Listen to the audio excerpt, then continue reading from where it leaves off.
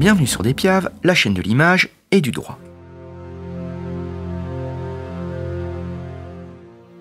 Un photographe professionnel, spécialisé dans les photographies d'œuvres d'art, sollicite en 2006 une autorisation de photographier certaines œuvres exposées au sein du musée des Beaux-Arts de la commune de Tours. Se voyant opposer un refus de la part du maire de la commune, le photographe emprunte alors un parcours juridique du combattant au cours duquel, à 2 reprises, en 2012 et 2016, le Conseil d'État confirmera la décision de l'édile. Le photographe aura donc perdu, après 10 ans, son combat juridictionnel pour faire reconnaître sa liberté de photographier les œuvres d'art dans les musées publics. Il aura néanmoins permis à tous les photographes, notamment professionnels, d'être sensibilisés au régime juridique de la photographie d'œuvres d'art présentées dans les musées.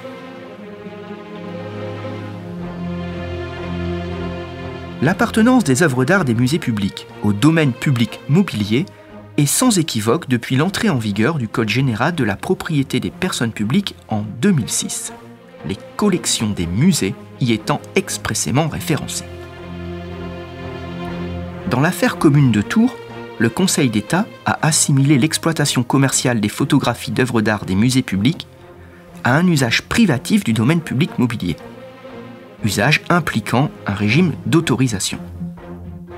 Pour reprendre la formulation de la haute juridiction, je cite, « La prise de vue d'œuvres appartenant aux collections d'un musée public, à des fins de commercialisation des reproductions photographiques ainsi obtenues, doit être regardée comme une utilisation privative du domaine public mobilier, impliquant la nécessité, pour celui qui entend y procéder, d'obtenir une autorisation. »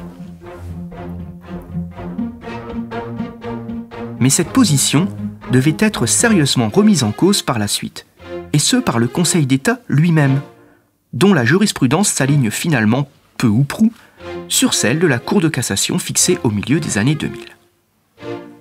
En effet, la question du régime de l'image des biens privés a abouti à une décision de principe en 2004, dans l'affaire dite de l'hôtel de Girancourt, où la Cour de cassation énonce que le propriétaire du bien n'a pas de droit exclusif sur l'image de ce bien, et qu'il ne peut donc pas s'opposer à l'exploitation de cette image, sous réserve toutefois, et c'est la grande exception, que cette exploitation ne lui cause aucun trouble anormal à la jouissance du bien.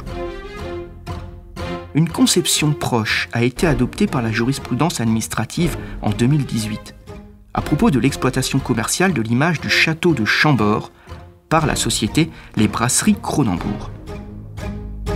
L'exploitation de l'image de ce bien public est libre, mais la prise de photographie peut justifier, si elle nécessite une occupation privative des lieux, une autorisation et, le cas échéant, le paiement d'une redevance.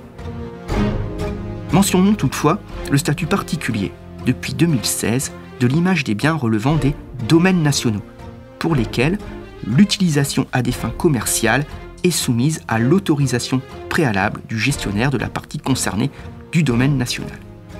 Autorisation qui peut prendre la forme d'un acte unilatéral ou d'un contrat, assorti ou non de conditions financières. Au final, comme le relève M. Béthiot, je cite, « Malgré la confusion qu'avait pu créer l'arrêt commune de Tours en 2012, l'usage de l'image du bien du domaine public n'est pas une utilisation privative de ce bien susceptible de donner lieu au paiement d'une redevance. L'occupation privative du domaine public n'est qu'éventuellement constituée, au moment de la captation de l'image, lorsque la réalisation de la prise de vue implique de disposer privativement, à l'exclusion du public, des biens du domaine public captés par l'image. » Fin de citation. Autorisation et redevance ne valent donc que lorsque la séance de photographie des collections muséales conduit à une utilisation privative du domaine public mobilier, au sens où cette utilisation porte atteinte à l'affectation des biens du domaine public mobilier à l'exécution normale du service public.